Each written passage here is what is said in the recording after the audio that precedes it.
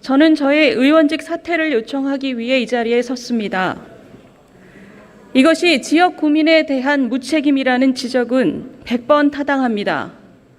가족의 일로 임기 중간에 사퇴를 청하는 것에 대해 다시 한번 깊이 사죄드립니다. 그러나 정치인의 책임에는 여러 측면이 존재한다고 생각합니다. 제가 생각하는 가장 중요한 책임은 공인으로서 세상에 내보낸 말에 대한 책임, 소위 언책입니다. 저는 문재인 정부의 부동산 정책 실패와 내로남불 행태에 대해 누구보다도 날카로운 비판을 해왔습니다.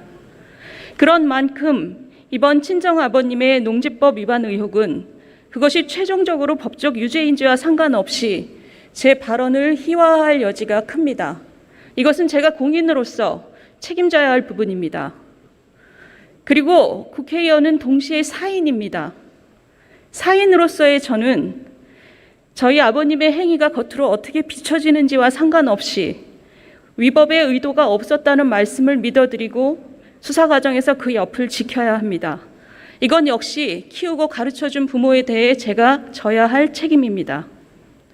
결국 제가 지금 직면한 문제는 부동산 정책에 대해 공인으로서 쏘아 올린 화살이 제 가족에게 향할 때 제가 어떻게 행동해야 하는가입니다. 그 화살의 의미를 깎아내리거나 못 본 척하는 것은 제 자신의 본질을 부정하는 것과 같습니다. 이 선택 앞에서 저는 의원직 사퇴라는 제가 생각할 수 있는 가장 무거운 도의적인 책임을 짐으로써 가장 무거운 방식으로 책임을 짐으로써 그 화살의 의미를 살리는 길을 택했습니다.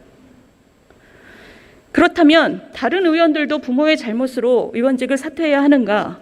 저는 아니라고 생각합니다. 저는 26년 전에 호적을 분리한 부모님의 경제활동에 영향을 미칠 수 없었습니다. 즉 생계를 달리하는 부모의 행위는 정치인 본인의 수신제가 범위를 벗어나는 만큼 공식적인 책임을 지울 수는 없다고 생각합니다.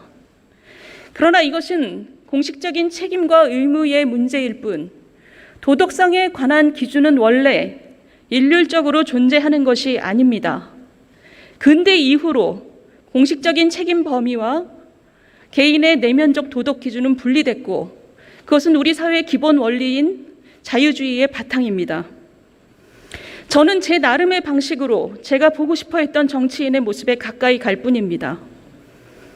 정치인 개인이 도의적 책임을 지는 방식은 각자 다를 수밖에 없으며 그 각각의 방식은 인간 실존의 문제로서 모두 존중받아 마땅합니다.